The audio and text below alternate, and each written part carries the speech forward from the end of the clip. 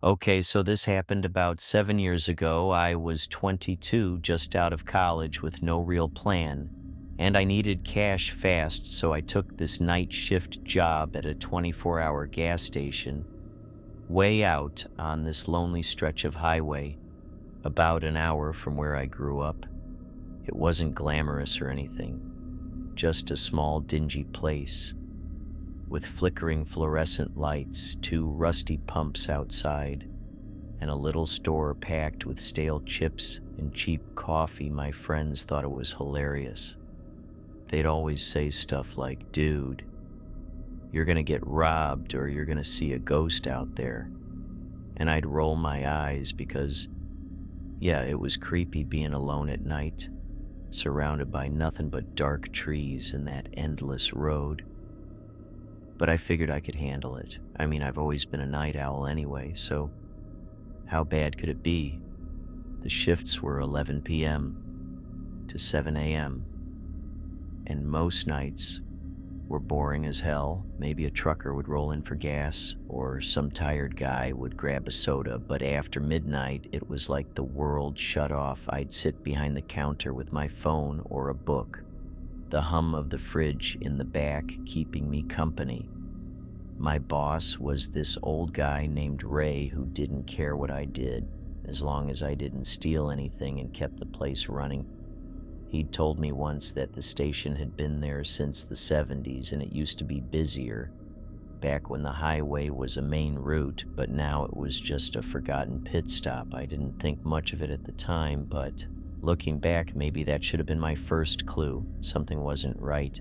So, this one night, it was a Tuesday. I think maybe Wednesday, doesn't matter. It was midweek and dead quiet. I got there at 11, said bye to the day shift girl, who barely looked at me as she bolted out the door, and I settled in.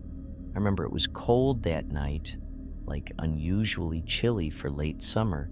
So I had my hoodie up and I was scrolling through my phone when the bell above the door jingled. I looked up and this guy walked in. He was tall, super skinny, wearing this ratty old jacket that looked like it had been through a war, and a baseball cap pulled low over his eyes so I couldn't see much of his face.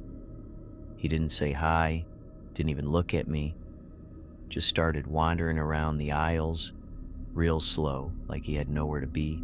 I figured he was just some drifter, maybe looking for a snack, so I went back to my phone, but I kept him in my peripheral because, night shift, you hear all these stories about weirdos, and I wasn't about to get caught off guard. He stayed in there way too long, like 15 minutes, just pacing between the candy and the energy drinks, not picking anything up, and I started getting this weird vibe. My gut was tightening up, and I couldn't tell if it was just me being paranoid or what. Finally, he came up to the counter and just stood there staring at me. I said, "Hey man, you need something?" And he didn't answer right away. He just kept looking at me with these dark eyes barely visible under that cap. Then he smiled, this slow, creepy smile that made my hair stand up, and he leaned in close and whispered, "You ever hear him out there past the pumps?" I froze, because what the hell kind of question is that? I laughed it off like, no, I don't think so. And he nodded real slow, like I'd confirmed something. Then he turned and walked out, didn't buy anything, didn't say another word, just crossed the lot past the pumps and disappeared into the trees like the shadows ate him up. I sat there for a minute, trying to shake it off, told myself he was just some nut job, probably high or drunk. But his words stuck with me. You ever hear them out there past the pumps? What did that even mean? I tried to get back to normal, scrolled through my phone some more, but I kept looking out the big glass windows into the dark. Every little noise made me jump. About an hour later, I had to take the trash out to the dumpster out back. It was part of the job, and I hated it. The back lot was this creepy patch of cracked pavement with one flickering light by the door and nothing but trees beyond that. I grabbed the bag, Stepped outside and the air felt wrong. It was heavy, like it was pressing down on me.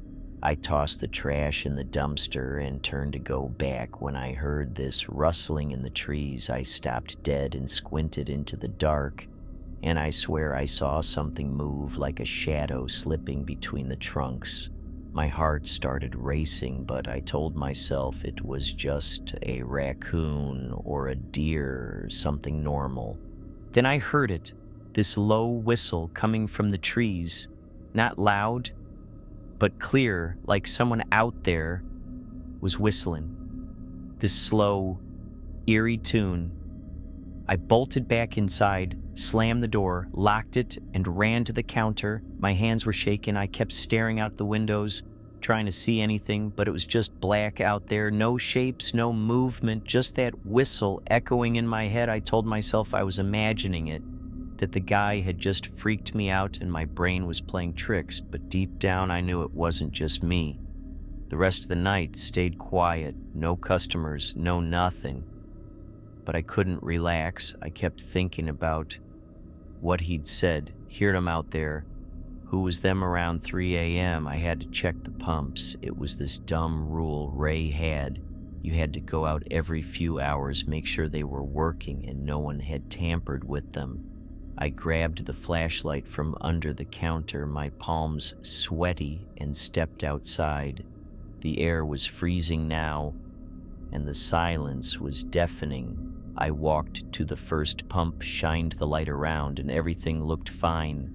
I moved to the second one, and that's when I heard the whistle again, closer this time. Like it was right at the edge of the lot, I swung the flashlight toward the trees, and the beam caught something, a pair of eyes glowing back at me, not low like an animal's, but higher up, human height. I dropped the flashlight, it clattered on the pavement, and I ran back inside, locked the door, and didn't go out again. I told myself it was nothing, maybe a trick of the light, but those eyes burned into my brain. The clock crawled to 7 a.m., and when the day shift guy showed up, I told him everything. He just laughed, said I was sleep deprived and seeing things. But I knew what I'd seen. I didn't quit right away, though I needed the money, so I went back the next night, and the next thinking, maybe it was a one-off, but it wasn't. The whistling kept happening every night around 3 a.m. Faint at first, then louder. And those eyes would show up in the trees watching me. I started bringing a pocket knife to work. Not that it'd do much, but it made me feel better. I'd sit there gripping it under the counter, waiting for something to happen, but it never did. Just a whistle and the eyes night after night. Then about 2 weeks later, things got worse. It was a Friday night, busier than usual. A few truckers came through, and I was distracted ringing up their stuff when that same guy walked in again. Same jacket, same cap, same creepy vibe.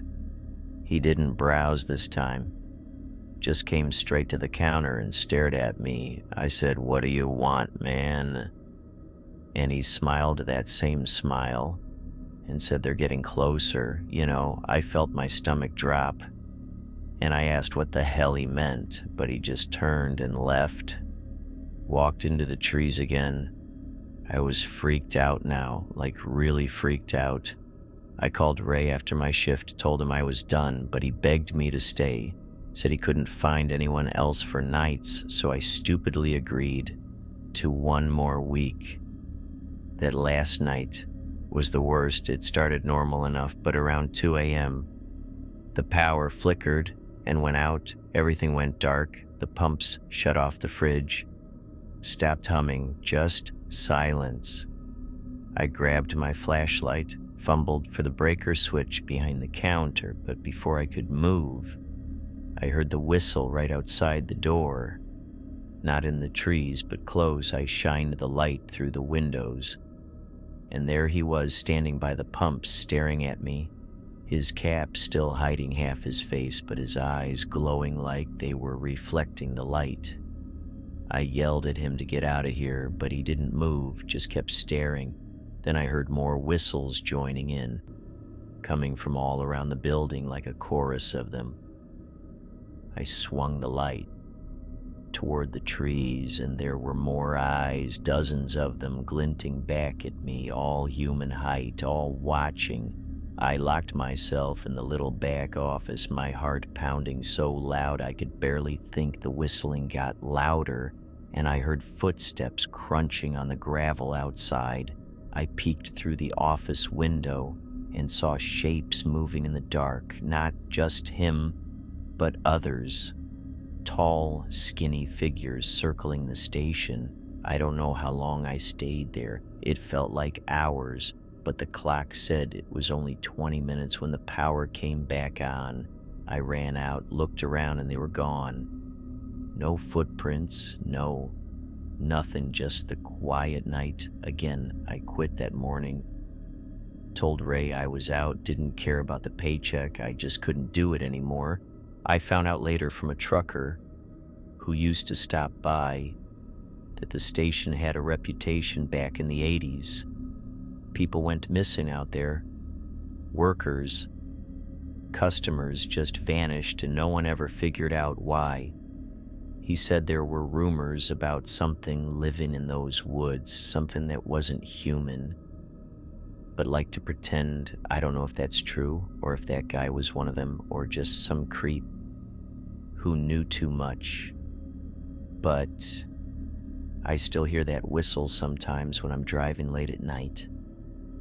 And I'll never stop at that gas station again. I don't care how low my tank gets. Those eyes are still out there past the pumps, and I'm not waiting around to find out what they want.